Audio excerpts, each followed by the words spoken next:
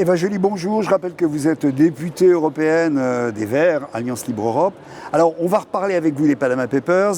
Vous avez fait partie pendant 1 an et demi de la fameuse commission du Parlement européen qui était chargée de faire un certain nombre de propositions. Le vote a eu lieu, vient d'avoir lieu. On va débriefer en direct avec vous. Ouais. Qu'est-ce qui a finalement été voté de quelle souris la montagne ou pas a-t-elle accouché en tout cas? Quel est le résultat de ce vote? Bon, d'abord, il faut noter que le rapport a été voté à 492 voix.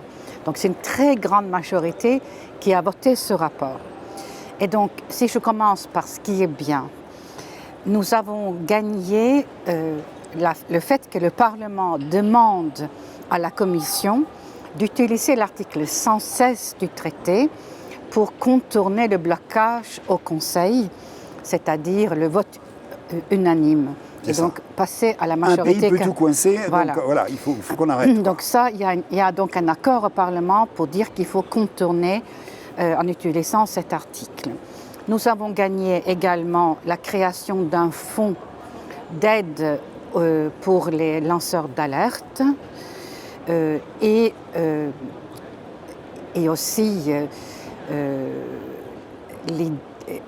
aussi l'idée que nous allons continuer. Nous aurons une commission permanente sur le modèle américain et nous aurons une commission spéciale tout de suite pour enquêter sur les Paradise Papers. Donc, en fait, l'effort ne s'arrête pas.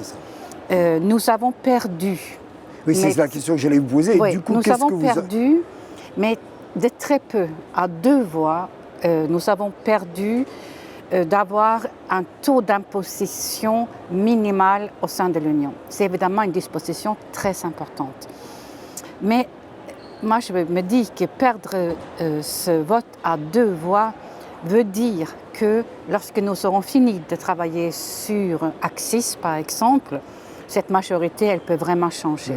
Et donc, ça traduit aussi une évolution assez formidable de cette Assemblée où, je vous le rappelle, les conservateurs dominent. Donc nous l'avons perdu avec peu de voix. Ce qui veut dire que, bon, on sait que cette question de l'évasion fiscale, ce n'était pas forcément le cas il y a quelques années de ça. Mais en tous les cas, c'est une vraie question d'opinion aujourd'hui en Europe, une question qui intéresse tous les citoyens. Les associations, les ONG, vous, les élus, etc., avez fait beaucoup pour que cette question émerge comme une question fondamentale de notre époque, j'allais dire. On a l'impression que, vous avez l'impression, en tous les cas, vous, que par l'intermédiaire, j'allais dire, d'un vote comme celui-ci, on prend conscience réellement de l'inquiétude des citoyens, on va dire. Je pense que ce vote, il traduit cela. On voit que c'est à travers les divisions habituelles.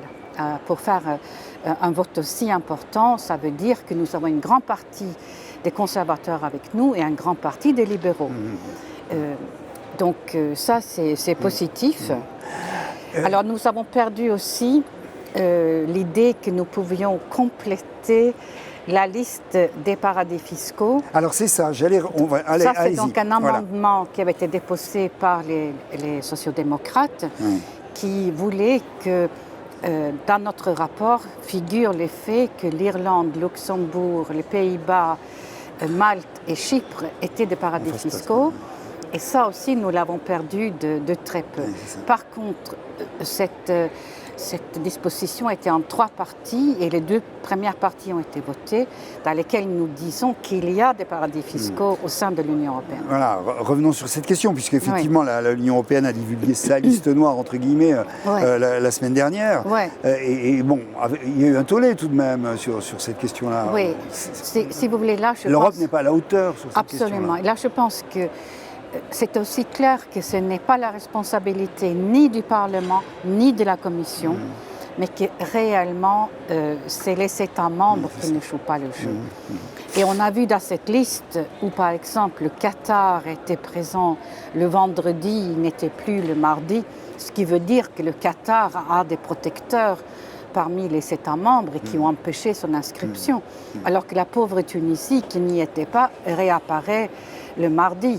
Et ça veut dire exactement la même chose. Donc c'est c'est une liste trop politique, elle n'est pas sérieuse. Alors, est-ce que ce qui s'est passé ici, cette semaine au Parlement européen, nous indique aussi que l'Europe pourrait être un peu plus homogène sur cette question, de l'évasion fiscale et du blanchiment, qui est quand même encore une fois une grande question de notre époque?